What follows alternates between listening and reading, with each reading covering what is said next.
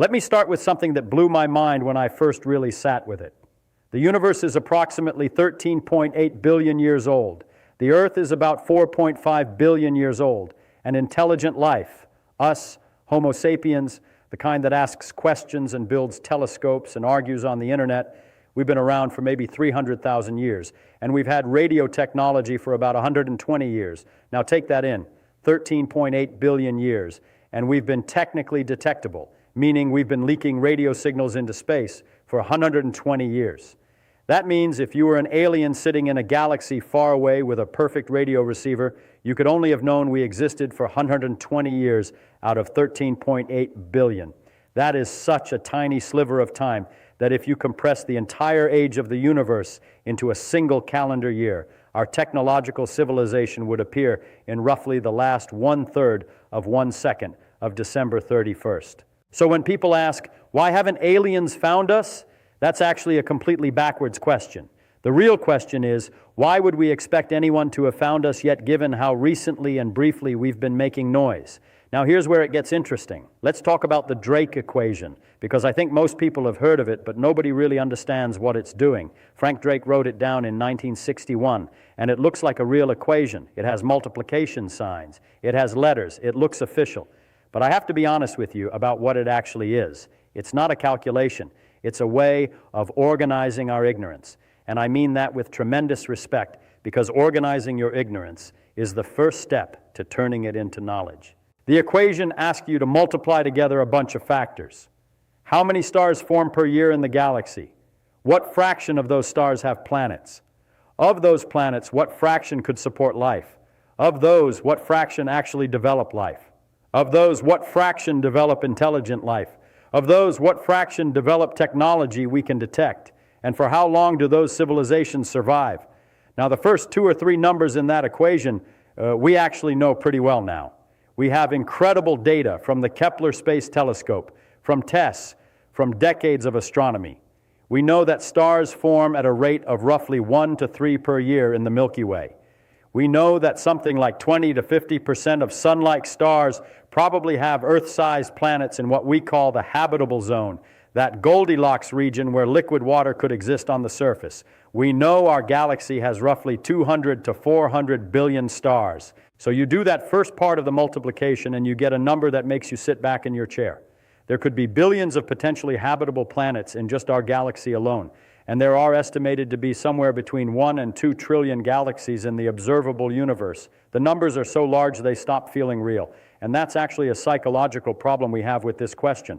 Our brains are not built to intuitively grasp these scales. We evolved to track maybe 150 people in a tribal group, to estimate distances in hundreds of meters, to think in time scales of a human lifetime. The universe is not obligated to be comprehensible to a primate brain. So we have to use mathematics as a kind of prosthetic imagination.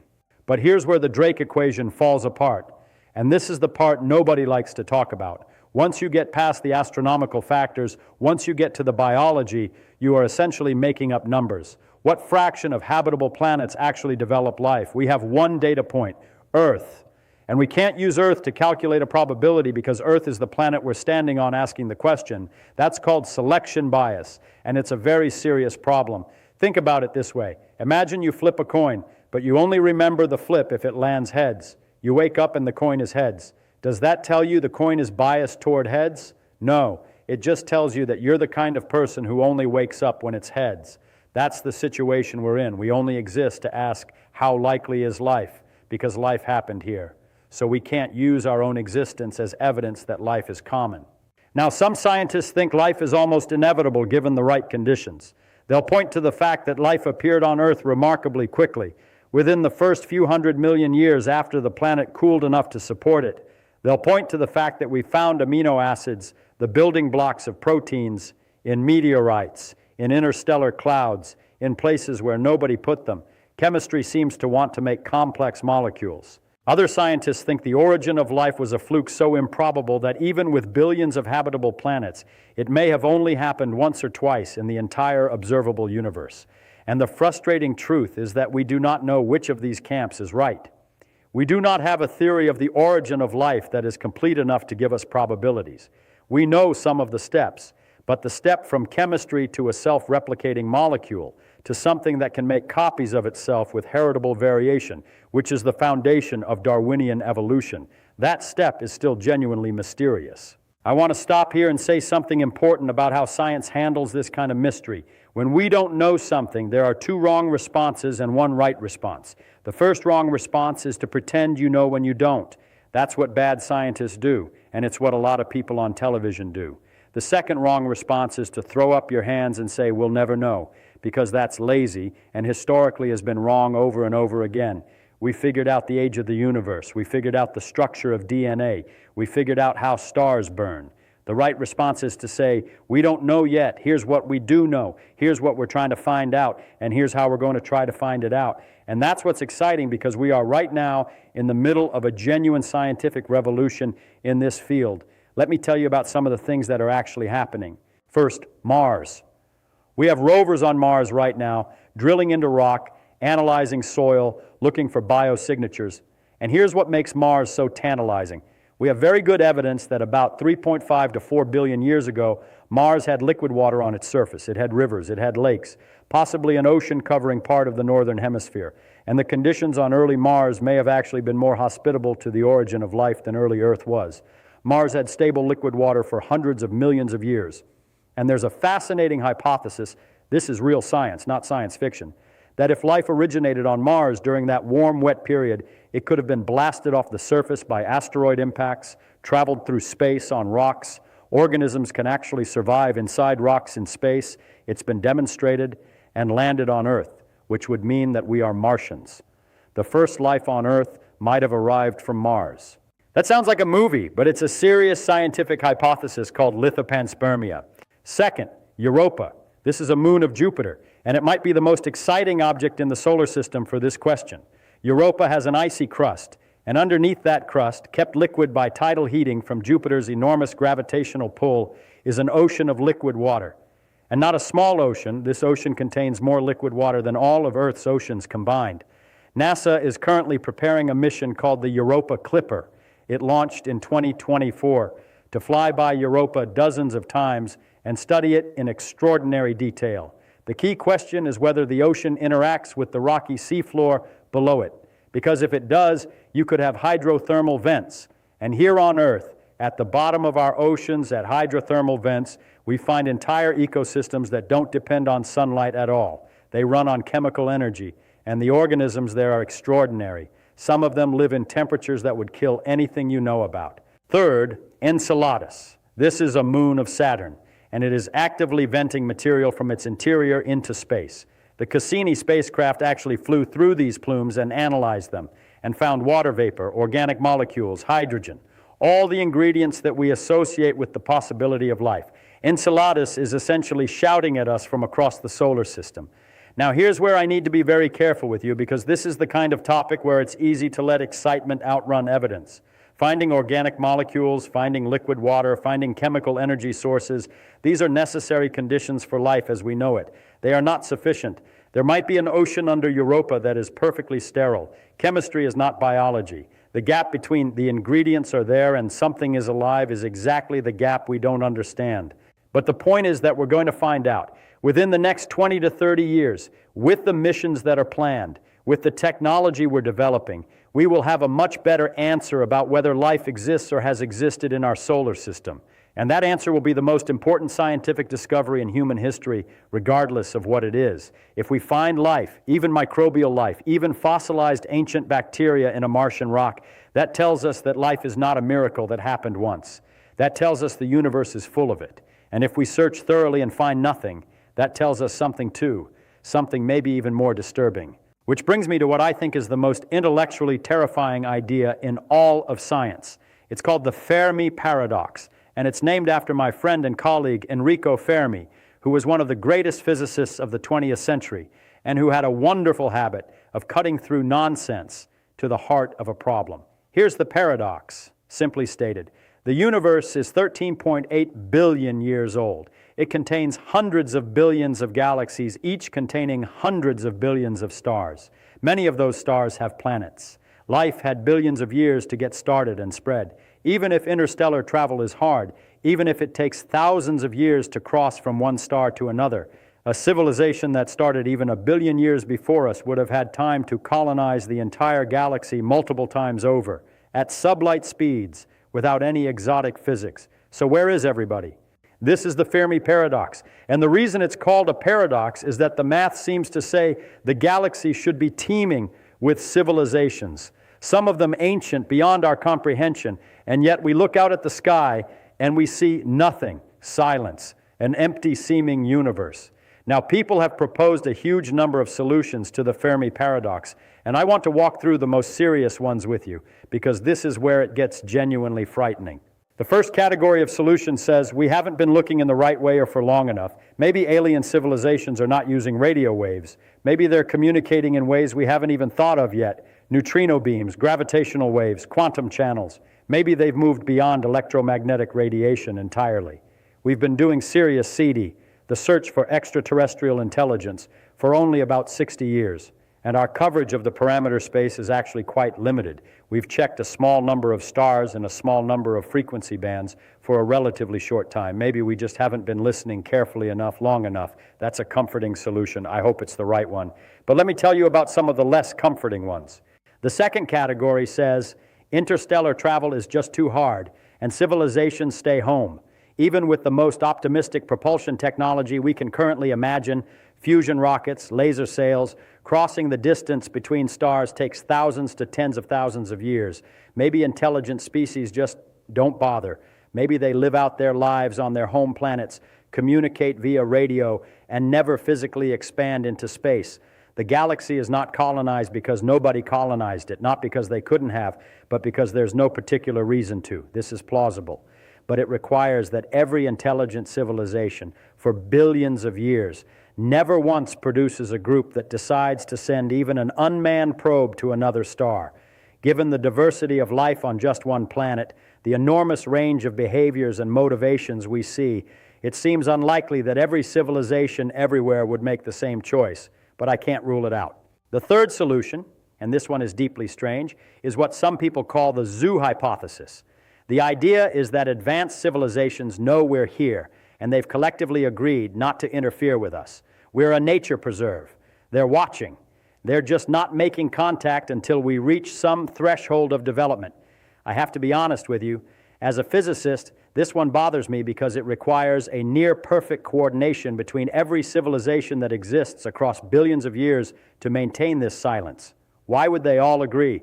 How would they enforce it? What's the threshold? It has the feel of a conspiracy theory to me. Not impossible, but it requires a lot of assumptions that multiply the complexity without giving us much predictive power. Now let me tell you about the solution that I think deserves the most serious attention, even though it is the most uncomfortable one. It's called the Great Filter. The idea was proposed by economist Robin Hanson, and it goes like this. There must be some step in the development from simple chemistry to a spacefaring civilization that is extraordinarily rare, rare enough to explain the silence. Something filters out almost everything. And the terrifying question is, where does that filter sit relative to us? If the filter is behind us, if it was some step that we already passed through that was extraordinarily unlikely, then we might be alone or nearly alone in the universe, but we have a future. We got through the hard part. What might that filter be? Candidates include the origin of life from chemistry, which might be almost impossibly difficult, or the development of eukaryotic cells, cells with a nucleus, from simpler prokaryotic cells. That step took about 2 billion years on Earth, and it only happened once, and without it, there's no multicellular life. Or maybe it was something about the specific geological or astronomical conditions that Earth happens to have. A large moon that stabilizes our axial tilt, Jupiter acting as a gravitational shield deflecting asteroids, a star that's unusually stable. Our solar system might be much more unusual than we realize. But here's the truly terrifying alternative. What if the filter is ahead of us? What if the reason the galaxy is silent is that civilizations reliably destroy themselves before they become spacefaring? And the mechanism doesn't matter. Nuclear war, engineered pandemics, climate catastrophe, artificial intelligence that goes wrong, something we haven't thought of yet. What if intelligence itself is, in some terrible irony, a self-destroying adaptation? What if the universe is full of planets that got to roughly where we are now? Right at this critical juncture, where you have the technology to destroy yourself and the technology to save yourself, and you have to choose. And almost all of them chose wrong or ran out of time to choose at all. Think about that. Every time we point a telescope at another star and hear silence, we might be hearing the echoes of extinct civilizations. The silence isn't nothing. It might be the loudest warning in the universe. Now, I want to talk about something that I cannot avoid talking about, because you're all thinking about it, and some of you came here specifically for it. The question of what people call UFOs, or the more recent term UAPs, unidentified aerial phenomena. Because there have been dramatic congressional hearings, government reports, military pilots talking publicly, and I want to address this with the same honesty I've been bringing to everything else.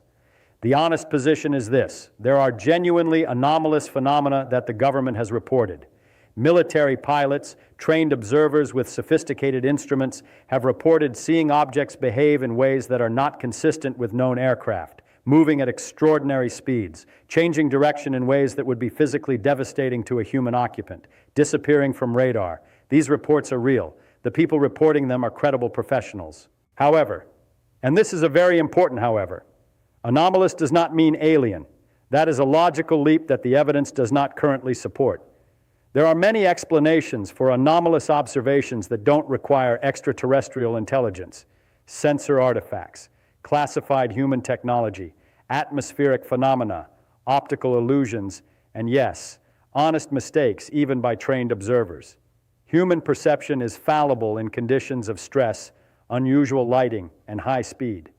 What I want for this field, what it desperately needs, is rigorous, well-funded, systematic scientific investigation, not congressional grandstanding, not whistleblowers, not leaked videos of blurry objects. Science, controlled observations, reproducible data, published methodology, peer review. That's how we figured out everything else. There's no reason to use a different method just because the question is exciting. And I'll tell you something that I think is important. The worst thing that could happen to the search for extraterrestrial intelligence is for it to become associated with bad epistemology, with people who believe things without evidence, who interpret ambiguity as confirmation, who let their desire for a particular answer color what they see, because that poisons the well. That makes serious scientists reluctant to work on the question for fear of professional ridicule, and that slows down the truth. The question of whether we're alone deserves the full weight of scientific rigor, not because scientists are arrogant, but because reality is subtle, and it bites back when you get sloppy with it. Now let me tell you something personal. When I was young and I first really understood the scale of the universe, the number of stars, the age of everything, the vast distances, I felt two things simultaneously. I felt terrifyingly small, and I felt enormously excited, because the universe being so large means there's so much to know. It means the adventure never ends. It means we are at the beginning, not the end. I think about what it would mean to actually make contact with another intelligence. Not in the movie sense, not invasion, not rescue, just contact, a signal, a prime number sequence from somewhere 100 light years away, the confirmation that somewhere around some other star something looked up at the sky and wondered. That might be the most important moment in the entire history of life on this planet. It would rewrite everything, not just science, but philosophy, religion, our sense of who and what we are.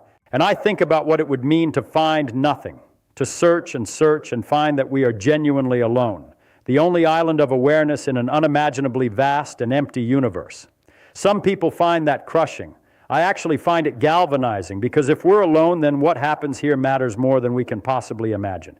Every beautiful thing we make, every discovery, every act of understanding, if we're the only ones, then we are the universe understanding itself. We are how the cosmos looks back at the stars and wonders, that's not nothing, that's everything. The truth is, I don't know if we're alone. You don't know. Nobody knows. And I want you to sit with that uncertainty, not as frustration, but as an invitation. The question is open. The investigation is ongoing. The universe is not withholding the answer to be cruel. It's waiting for us to get good enough at asking. And the way you get good enough at asking is the same way you get good enough at anything. You think carefully. You question your assumptions. You follow the evidence wherever it goes, even when it doesn't go where you hoped. You tolerate uncertainty without filling it in with what you wish were true, and you keep going. That's what science is. It's not a collection of facts. It's a method for not fooling yourself. And in a universe this strange and this large, with a question this important, not fooling yourself might be the most radical and important thing a human being can do. Now go look up at the sky tonight and actually think about it. Not just feel wonder, though feel wonder too, that's fine. Wonder is great. But think about what's up there. Think about the scales involved. Think about what you would need to know to begin to answer the question. And then remember that you live at a time when we are actually starting to answer it. When we have telescopes in space, when we have rovers on other planets, when we will in our lifetimes possibly know whether life exists elsewhere in our solar system. We are the first generation of human beings with the tools to seriously begin answering the oldest question we've ever asked. Don't waste that. Don't settle for easy answers. From the government, from the movies, from the internet, from me. Demand real ones. Do the hard work of understanding the problem. Because if there's one thing I've learned in a life spent doing physics, it's that the real answer, when you finally find it, is always stranger and more beautiful than anything you could have imagined before you started looking. Thank you.